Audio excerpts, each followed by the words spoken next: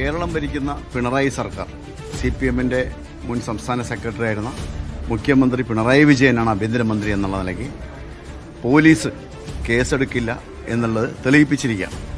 കാരണം പോലീസുകാരുടെ നിസ്സഹായാവസ്ഥ ഞങ്ങൾക്ക് മനസ്സിലാവും. കാരണം അവരുടെ തലയിൽ തൊപ്പി നിലനിൽക്കണമെങ്കിൽ EN സുരേഷ് ബാബുവിനെതിരെ കേസെടുക്കാൻ അവർക്ക് കഴിയില്ല. നമുക്ക് പാലക്കാട് MLA ആയിരുന്ന രാഹുൽ മാങ്കൂട്ടത്തിൽ അദ്ദേഹത്തിനെതിരെ ഒരു കേസെടുത്തിട്ടില്ല, ഒരു തെളിവില്ല, പരാതിയില്ല. എന്നിട്ടും കേരള പോലീസ് രാജ്യത്തെ മിക്ക സംസ്ഥാനങ്ങളിലും ആശുപത്രികൾ കേന്ദ്രീകരിച്ച് ക്രൈംബ്രാഞ്ച് അന്വേഷണം നടത്തിയിട്ടുണ്ട്. അപ്പോൾ ഈ രണ്ട് നീതി എന്തിനാണ്? ഇത് പോലീസിന്റെ ഇരട്ടത്താപ്പാണ്, സർക്കാരിന്റെ ഇടപെടലാണ് ഈ കേസെടുക്കാത്തതിന് കാരണം.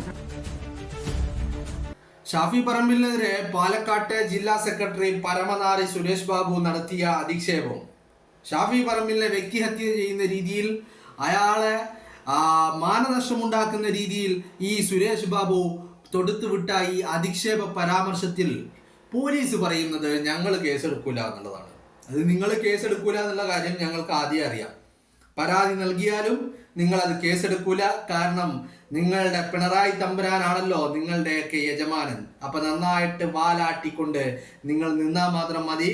ഷാഫി കോൺഗ്രസ്സുകാരനായതുകൊണ്ട് അയാളെ ആർക്ക് വേണമെങ്കിലും അധിക്ഷേപിക്കാം, അയാളെ ആർക്ക് വേണമെങ്കിലും തെറി വിളിക്കാം, അയാളെ ആർക്ക് വേണമെങ്കിലും തേജോവധം ചെയ്യാം, അയാൾക്കെതിരെ ആർക്ക് വേണമെങ്കിലും എന്ത് അടിസ്ഥാനരഹിതമായ അധിക്ഷേപങ്ങൾ വേണമെങ്കിലും തൊടുത്തുവിടാം.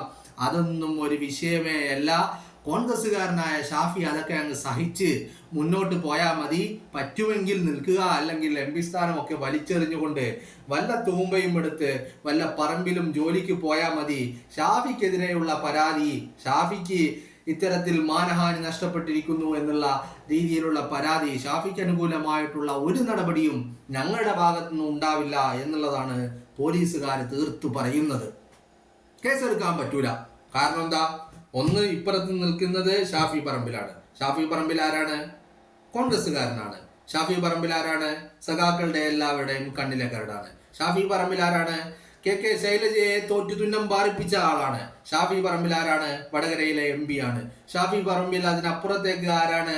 ഷാഫി പറമ്പിൽ കഴിവുള്ള, ജനസ്വീകാര്യതയുള്ള, കേരളത്തിന്റെ പൊതുസമൂഹം ഇരുകൈയും നീട്ടി സ്വീകരിക്കുന്ന ഒരു യുവജന നേതാവാണ്. അതുകൊണ്ട് തന്നെ അയാൾ എതിർചേരിയിലാണ്. അയാൾക്കെതിരെ കേസെടുക്കില്ല. അയാൾക്ക് അനുകൂലമാകുന്ന രീതിയിലുള്ള ഒരു നടപടിയും പോലീസിന്റെ ഭാഗത്തുനിന്ന് ഉണ്ടാവില്ല. പിന്നെ രണ്ടാമത്തെ കാര്യം എന്താണ്? പ്രതിസ്ഥാനത്ത് നിൽക്കുന്നത് EN സുരേഷ് ബാബു ആണ്. ആരാണ് EN Suresh Babu? First of all, എല്ലാത്തിലും ഉപരി EN സുരേഷ് ബാബു ഒരു CPM-കാരനാണ്, സഖാവാണ്. പിന്നെ മറ്റാരാണ്? CPM-ന്റെ പാലക്കാട് ജില്ലാ സെക്രട്ടറിയാണ്. പിന്നെ മറ്റെന്താ കാരണം? പിന്നെ കാരണം ഭരിക്കുന്ന പാർട്ടി ആരാണ്? CPM-കാരാണ്. CPM-ന്റെ ഇരട്ടച്ചങ്കനായ, കപ്പിത്താനായ ഓട്ടച്ചങ്കൻ പിണറായി വിജയനാണ് ആഭ്യന്തരമന്ത്രി. അങ്ങനത്തെ ആഭ്യന്തരമന്ത്രി പിണറായി വിജയനായിരിക്കുമ്പോൾ പോലീസ് ഒരിക്കലും കേസെടുക്കില്ല. സുരേഷ് ബാബു കുടുങ്ങുമെന്നുള്ളത് ഉറപ്പുള്ളത് കൊണ്ട് കേസെടുക്കൂല, അന്വേഷിക്കൂല. ആരൊക്കെ പരാതിപ്പെട്ടിട്ടും കാര്യമില്ല. അങ്ങനെ കേസെടുക്കാൻ യാതൊരു നിർവാഹവുമില്ല. പറ്റുമെങ്കിൽ ഷാഫി പറമ്പില് എന്ത് ചെയ്യും?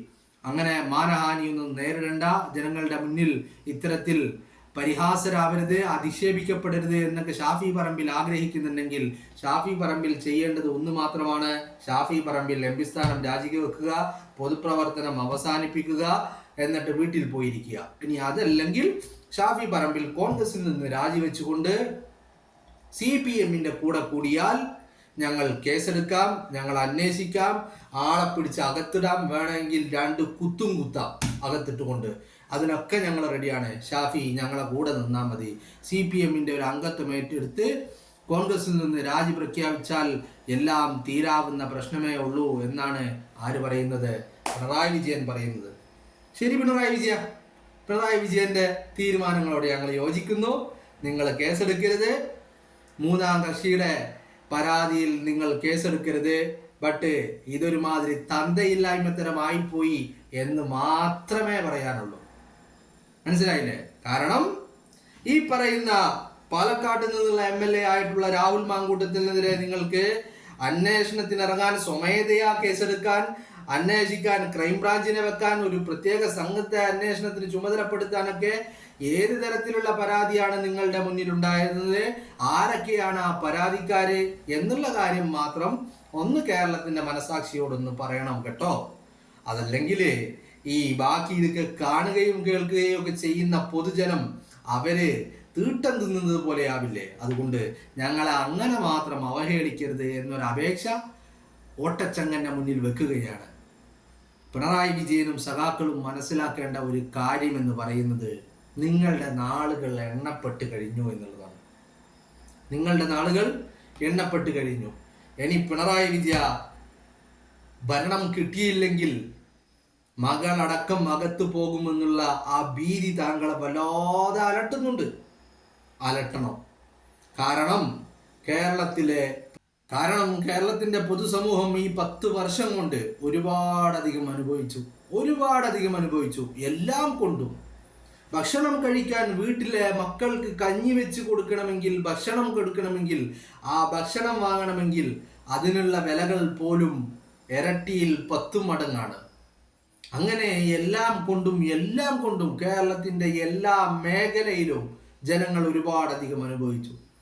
അതുകൊണ്ട് ഇനിയുള്ള ഭരണം തിരിച്ചു കിട്ടില്ലേ എന്നുള്ള ആ ഒരു വ്യാധി, ആ ഒരു ആകുലത അത് താങ്കളുടെ ഉറക്കം കെടുത്തണം. കാരണം ഇത് ഞങ്ങൾ മാത്രം അനുഭവിച്ചാൽ പോരല്ലോ, ഇതൊക്കെ താങ്കളും അറിയണം. ഭരണമില്ലെങ്കിൽ മകൾ അകത്താകുമെന്നുള്ള ആ ഒരു ഭയം അത് താങ്കളുടെ ഉള്ളിൽ കിടന്നിങ്ങനെ കളിക്കണം, ഞെരിപിരി കൊള്ളണം. താങ്കൾ അതിൽ അസ്വസ്ഥനാവണം, ഉറക്കം നഷ്ടപ്പെടണം, സമാധാനമില്ലാതെയാവണം, ഒക്കെ വേണം. കാരണം അത്രയധികം നിങ്ങൾ ഈ കേരളത്തിലെ ജനങ്ങളെ ദ്രോഹിച്ചിട്ടുണ്ട്. നിങ്ങൾ അഴിമതിയും സ്വജനപക്ഷപാതവും കഴിവില്ലായ്മയും ഭൂലോക തോൽവിയുമായിട്ടുള്ള പിണറായി വിജയൻ ഇനി എന്തിന് കേരള ജനത തിരിച്ചെടുക്കണം? നിങ്ങളെ എന്തിന് തെരഞ്ഞെടുക്കണം? നിങ്ങൾ എന്തിന് ഇനി കേരളത്തിന്റെ മുഖ്യമന്ത്രി ആവണം? അതൊന്നും പറഞ്ഞാൽ മതി, വേണ്ട. 10 വർഷം കൊണ്ട് നിങ്ങൾ ഉണ്ടാക്കിയെടുത്തിട്ടുള്ള എന്തെങ്കിലും ഒരു നേട്ടം, ആ നേട്ടം മാത്രം ഒന്ന് കേരളത്തിലെ ജനങ്ങളോട് പറഞ്ഞുകൊണ്ട് 2026 തെരഞ്ഞെടുപ്പിനെ നേരിടാൻ പിണറായി വിജയന് കഴിയുമോ? ഇല്ല. അപ്പൊ എന്ത് ചെയ്യണം? അപ്പോ പ്രതിപക്ഷത്തിരിക്കുന്ന രാഷ്ട്രീയ എതിർചേരിയിൽ നിൽക്കുന്ന ആളുകളെ ഇത്തരത്തിൽ സ്ത്രീകളെ മുൻനിർത്തിക്കൊണ്ട് അവർക്കെതിരെ ആരോപണങ്ങളും അടിസ്ഥാനരഹിതമായ അധിക്ഷേപങ്ങളും നടത്തിക്കൊണ്ട് അത് ചർച്ചയാക്കിക്കൊണ്ട് ഇങ്ങനെ മുന്നോട്ട് പോകണം. പിണറായി വിജയൻ കരുതുന്നത് തൻ്റെ തോൽവി, തൻ്റെ കഴിവില്ലായ്മ, തൻ്റെ നട്ടല്ലില്ലായ്മ അതൊക്കെ ചർച്ച ചെയ്യപ്പെടാതിരുന്നാൽ താൻ അങ്ങ് വിജയിച്ച് കയറുമെന്നാണ്. ബട്ട് ജനം കഴുതയല്ല പിണറായി വിജയൻ, ജനം കഴുതയല്ല. ജനം കഴിക്കുന്നത് അരിയാഹാരമാണ്. അതും അധ്വാനിച്ചുണ്ടാക്കിയ കാശ് കൊണ്ട് കഴിക്കുന്നത് അരിയാഹാരമാണ്. ജനത്തിന് ഇനി തെറ്റുപറ്റില്ല. നിങ്ങൾ ഇനി എന്തൊക്കെ പ്രഖ്യാപിച്ചാലും ഇത് നിങ്ങളുടെ അവസാനമാണ്. നിങ്ങളുടെ അവസാന ശവപ്പെട്ടിയിലെ ആദ്യത്തെ ആണിയടിക്കലാണ് ഈ 2026 തെരഞ്ഞെടുപ്പ്. നിങ്ങൾ ഷാഫി പറമ്പിലിനെയും നിങ്ങൾ രാഹുൽ മാങ്കൂട്ടത്തിനെയും ഒക്കെ എത്രയൊക്കെ വേട്ടയാടാൻ ശ്രമിച്ചാലും അതൊക്കെ നിങ്ങൾക്ക് തന്നെ പണിയായി മാറുന്ന ഒരു കാഴ്ച കൂടിയാണ് നമ്മൾ കണ്ടുകൊണ്ടിരിക്കുന്നത്. അതുകൊണ്ട് ഷാഫി പറമ്പിലിനെതിരെ നിങ്ങൾ കേസെടുക്കണ്ട. ഒരു 5-8 മാസം കൂടിയേ ഉള്ളൂ. അത് കഴിഞ്ഞാൽ ഭരണം മാറും, ആഭ്യന്തരമന്ത്രി മാറും, മുഖ്യമന്ത്രിമാരും മന്ത്രിമാരും ഒക്കെ മാറും. അപ്പോ കേസും കോടതിയും ഒക്കെ പുതുതായിട്ട് ഉണ്ടായിക്കോളും. ആ കാര്യത്തിലൊന്നും ഇവിടെ യാതൊരു ബേജാറുമില്ല. കേസെടുക്കാൻ കഴിയാത്തവരും തലയിലെ തൊപ്പി സംരക്ഷിച്ച് പിടിക്കാൻ വേണ്ടി പാടുപെടുന്നവരും ഓർത്തു വെച്ചോ, ഭരണം മാറാൻ കാലങ്ങൾ അധികമൊന്നുമില്ല. ഇത് കാലാകാലം പിണറായി വിജയന് തീറെഴുതി കൊടുത്തതല്ല കേരളം എന്ന് നിങ്ങൾ മനസ്സിലാക്കിയാൽ മതി. ഷാഫി പറമ്പിലിനെതിരെ ഇത്തരത്തിൽ ഒരു അധിക്ഷേപം നടത്തിയിട്ട് അതിനെതിരെ ചെറുവിരലനക്കാൻ നിങ്ങൾക്ക് കഴിയുന്നില്ലെങ്കിൽ, ചെറുവിരലനക്കാൻ കഴിയുന്ന ആൺകുട്ടികൾ കേരളത്തിൻ്റെ ഭരണത്തിൽ വരും. അത് വന്നു കഴിഞ്ഞാൽ തൊപ്പി സംരക്ഷിച്ചു പിടിക്കാൻ പാടുപെടുന്നവരുടെ ആ കാലം 5-8 മാസം കൂടിയേ ഉള്ളൂ. അത് കഴിഞ്ഞാൽ തലയിൽ തൊപ്പി കാണില്ല എന്നുള്ളത് നിങ്ങൾ ഓർത്തു വെച്ചോ. നിങ്ങളെ കൊണ്ട് തന്നെ കേസെടുപ്പിക്കും, നിങ്ങൾ തന്നെ അന്വേഷിക്കും. ഇപ്പോ ആരാണ് കേസെടുക്കാൻ കഴിയില്ലെന്ന് പറഞ്ഞ വ്യക്തി അവരെ കൊണ്ട് തന്നെ ഈ കേസ് അന്വേഷിപ്പിക്കും.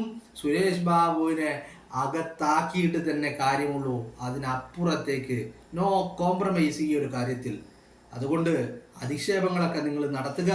നിങ്ങൾ എന്തൊക്കെ അധിക്ഷേപങ്ങൾ നടത്തിയാലും അതൊക്കെ മറികടന്ന് 2026 തെരഞ്ഞെടുപ്പിന് ഒരുക്കം സജീവമായിട്ട് കോൺഗ്രസ് ക്യാമ്പിൽ, UDF ക്യാമ്പിൽ നടക്കുന്നുണ്ട്.